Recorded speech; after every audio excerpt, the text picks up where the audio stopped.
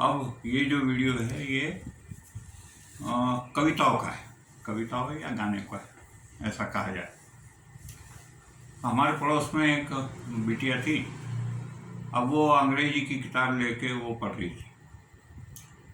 मैंने समान उच्चारण वाले उच्चारण, मैंने हिंदी उच्चारण एक जैसा लेकिन स्पेलिंग अलग और उसके अर्थ अलग ऐसा। तो पता नहीं वो सुनते सुनते मुझे ऐसा लगा कि इस पर गीत लिखा जा सकता है। वो गीत लिख दिया।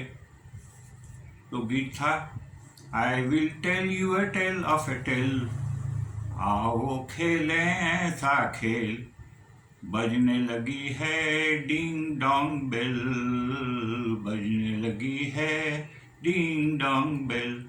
T L L tell, tell माने कहना, टी एल टेल, टेल माने कथा, टी एल टेल, टेल माने पूछ, कथा सुनाता हूँ तुमको मैं पूछ की।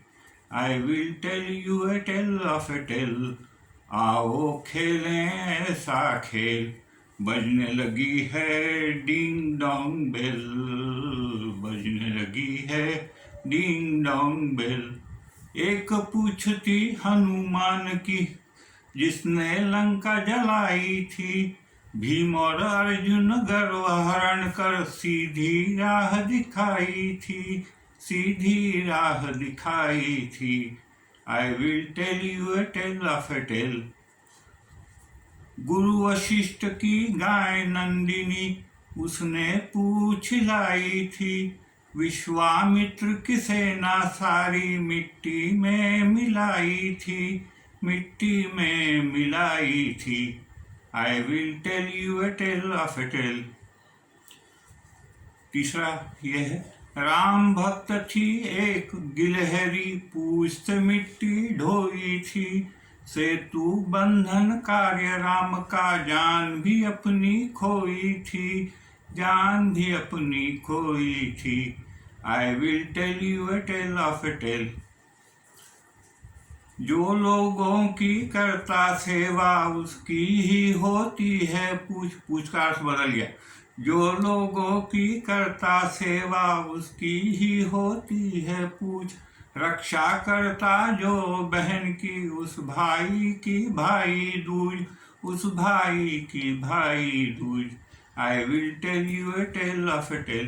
पहला वो समझ में नहीं आया होगा हनुमान जी वाला, तो मैं आपको कहानी सुना दूं कि एक बार भीम को बड़ा गर्व हो गया, गरूर हो गया, अभिमान हो गया कि मेरे जैसा ताकतवर तो कोई है नहीं। अब ये हनुमान जी के ध्यान में आ गया कि ये गड़बड़ हो रही है, इसमें इसमें अभिमान आ गया है। तो उन्होंने किया, बूढ़े बंदर का रूप धारण किया और एक ऐसे गली पर पूंछ फैला दी जहाँ से भीम निकलने वाला था। अब वो भीम आया, उसने कहा तुम्हारी पूंछ लांग के जाऊँ क्या, हटाओ अपनी पूंछ।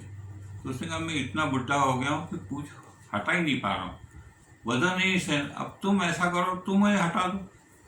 तो उसने वो उठाने का प्रयास किया, पसीना पसीना हो गया, लेकिन पूंछ के नीचे उसकी उंगलियां तक नहीं जा पाई, ये हालत हो गई। तब उसको समझ में आया कि ये कोई बहुत बड़ा आदमी दिख रहा है, ये मामूली बंदर नहीं है, ना बूढ़ा बंदर है।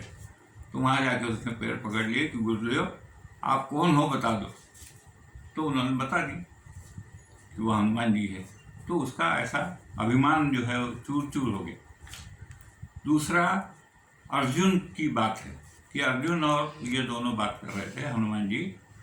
तो अर्जुन ने ये पूछा हनुमान जी से कि इतना बड़ा पुल बनाने का और इतने लोगों के कष्ट लेने की क्या जरूरत थी। वो तो बाणों से पुल बनाया जा सकता है, और बाणों के पुल बना देंगे तो उस पर से एक एक आदमी चला जाता सैनिक। तो उसने कहा इतना आसान, और बोले भगवान राम तो बहुत बड़े धनुर्धर थे, मेरे से अच्छे होंगे, तो ऐसा क्यों नहीं किया उन्होंने। तो उसने कहा ये मुझे नहीं मालूम, बाकी एक काम करो, ये नदी है, गंगा नदी पर खड़े थे, तो गंगा नदी पर तुम पुल बना दो और मैं चल के दिखा देता हूँ तुमको। तो इन्होंने पुल बनाया अर्जुन ने। तो इन्होंने सिर्फ एक कदम रखा है पुल पर, तो पुल धड़ से नीचे। अब वो उसने कहा देखो ये हाल थे, और उस समय तो मेरा पैर तो ठीक है, अंगद जैसा आदमी था कि जिसके पैर उठा नहीं पा रहा था कोई, ऐसी वाली स्थिति। उसने भगवान कृष्ण आ गए, बोले क्या हो रहा है क्या हो रहा है। तो उन्होंने कहा कि वो ऐसी बात हो रही थी, तो उन्होंने बात बताई कि क्या बात हुई थी। तो उन्होंने कहा नहीं नहीं, आप दोनों जब शर्त लगा रहे थे या जो भी कर रहे थे, तो उसमें तीसरा गवाही तो होनी चाहिए ना आप। अब कृष्ण को समझ में आया कि हनुमान जी को भी ये हो गया, अभिमान हो गया कि वो चाहे जो कुछ कर सकते हैं। तो अर्जुन को कहा फिर बनाओ, फिर से पुल बनाओ। अब उन्होंने फिर से पुल बनाया। अब हनुमान जी ने एक पैर रखा, कुछ नहीं हुआ, फिर दूसरा पैर रखा, कुछ नहीं हुआ, कूद के देखा थोड़ा सा, कुछ नहीं हुआ, खूब ऊंची उड़ान लेकर फिर नीचे गिरे तो भी कुछ नहीं हुआ। अब हनुमान जी को पसीने पसीने हो गए कि ऐसा क्यों हो रहा है, क्या चक्कर क्या है।